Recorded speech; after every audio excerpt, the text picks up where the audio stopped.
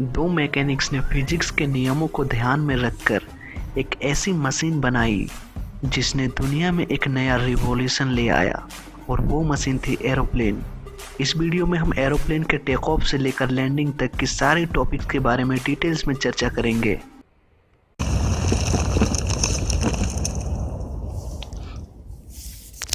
एक एरोप्लेन को रनवे से उड़ने के लिए लिफ्ट की ज़रूरत पड़ती है जो एरोप्लेन का विंग्स देता है। इस विंग्स को एयरफॉइल शेप का बनाया जाता है ताकि लिफ्ट के साथ साथ ड्रैग को भी मिनिमाइज कर सके और प्लेन तेज़ी से आगे की ओर जा सके। ड्रैग बेसिकली वह फोर्स होती है जो प्लेन को आगे जाने से रोकती है। ये ड्रैग एयर की वजह से क्रिएट होती है, इसीलिए प्लेन का विंग्स एयरफॉइल शेप का बनाया जाता है। अब प्लेन के पास दूसरी सबसे बड़ी चुनौती होती है प्लेन के वेट को लिफ्ट कराना। आपने कभी न कभी ये नोटिस जरूर किया होगा जब आप तेज़ी से ट्रेवल कर रहे होते हैं और अपने हाथों को रोड के पैरेलल बाहर की ओर निकालते हैं, तो बड़े ही आसानी से आप अपने हाथों को उसी अवस्था में रख सकते हैं, और जैसे ही आप अपने हाथों के एंगल को बढ़ा देते हैं तो हवा आपके हाथों को ऊपर की ओर धक्का देती है, यानी लिफ्ट करने की कोशिश करती है। यही मैकेनिज्म एरोप्लेन पर भी लागू होता है। अब क्योंकि एरोप्लेन का वेट इतना अधिक होता है, इसीलिए इसे लिफ्ट करने के लिए प्लेन की रफ्तार को और अधिक करनी पड़ती है, और इसीलिए इसे एक लंबे रनवे में दौड़ाया जाता है। प्लेन जितनी बड़ी होगी उसे उतनी ही बड़ी रनवे की ज़रूरत पड़ेगी ताकि वो अपने ज़रूरत के हिसाब से रनवे में तेज़ी से गति कर सके। ये गति एरोप्लेन में लगे जेट इंजन देता है।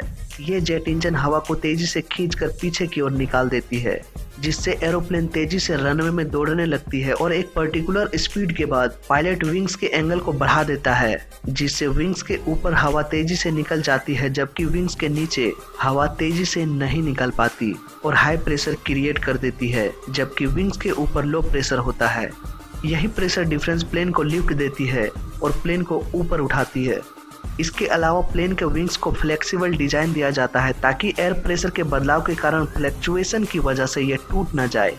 ये बदलाव तब उत्पन्न होता है जब प्लेन किसी पहाड़ के ऊपर उड़ रहा होता है। अब प्लेन टेक ऑफ कर चुकी है और हवा में उड़ रही है, तो अब बात करते हैं कि इसे डायरेक्शन कैसे दिया जाता है। प्लेन के पिछले हिस्से में विंग्स दो डायरेक्शन में होता है। हॉरिजॉन्टल डायरेक्शन वाले विंग्स को हॉरिजॉन्टल स्टेबिलाइजर और वर्टिकल वाले को वर्टिकल स्टेबिलाइजर कहा जाता है। जब हॉरिजॉन्टल स्टेबिलाइजर को अप किया जाता है तो प्लेन के पिछले हिस्से में एक फोर्स लगती है, जिससे प्लेन का अगला हिस्सा ऊपर की ओर उठ जाता है, और जब हॉरिजॉन्टल स्टेबिलाइजर को डाउन किया जाता है तो नीचे से एक फोर्स लगती है जो प्लेन के पिछले हिस्से को ऊपर की ओर और अगले हिस्से को नीचे की ओर झुका देती है। वहीं अगर हम प्लेन के वर्टिकल स्टेबिलाइजर की बात करें तो जब इसे राइट डायरेक्शन में मोड़ा जाता है तब एयर लेफ्ट की ओर एक फोर्स लगाती है, जिससे प्लेन का अगला हिस्सा राइट डायरेक्शन में घूम जाती है, और ठीक इसके ऑपोजिट जब वर्टिकल स्टेबिलाइजर को लेफ्ट की ओर किया जाता है तब एयर राइट की ओर एक फोर्स लगाती है, जिससे प्लेन का अगला हिस्सा लेफ्ट की ओर घूम जाती है। इसके अलावा प्लेन में एक और मैकेनिज्म होता है जिसे हम एलिरोन्स के नाम से जानते हैं। ये एलिरोन्स प्लेन को रोल करने में मदद करती है। जब लेफ्ट साइड के विंग्स में लगे एलिरोन्स को डाउन किया जाता है तब लेफ्ट साइड में अधिक लिफ्ट मिलती है। ठीक उसी वक्त जब राइट साइड के एलिरोन्स को अप किया जाता है तो उस विंग्स में कम लिफ्ट मिलती है और प्लेन एंटी क्लॉकवाइज में रोल करने लगती है। इसी मैकेनिज्म को जब उलट कर दिया जाता है तो प्लेन क्लॉकवाइज डायरेक्शन में रोल करने लगती है। इसी तरह से एरोप्लेन अपने डायरेक्शन को बदल के अपनी मंजिल की ओर उड़ने लगती है। जब प्लेन को लैंड होना होता है तब पायलट विंग्स के एंगल को घटा देती है एलिरोन्स की मदद से, जिसकी वजह से विंग्स के नीचे का प्रेशर कम होने लगता है और प्लेन के लिफ्ट में कमी होने लगती है, और धीरे धीरे ये रनवे में उतर जाती है। तो दोस्तों, उम्मीद करता हूँ इस हवाई सफर से आपको कुछ ना कुछ सीखने को जरूर मिला होगा। वीडियो अच्छा लगा तो लाइक कर देना, बुरा लगा तो डिसलाइक कर देना, और दोनों ही केस में चैनल को सब्सक्राइब कर देना, क्योंकि इस चैनल में सीखने के लिए बहुत कुछ पड़ा है। तो मैं मिलता हूँ आपसे अगली वीडियो में, तब तक के लिए देखते रहिए और सीखते रहिए। जय हिंद।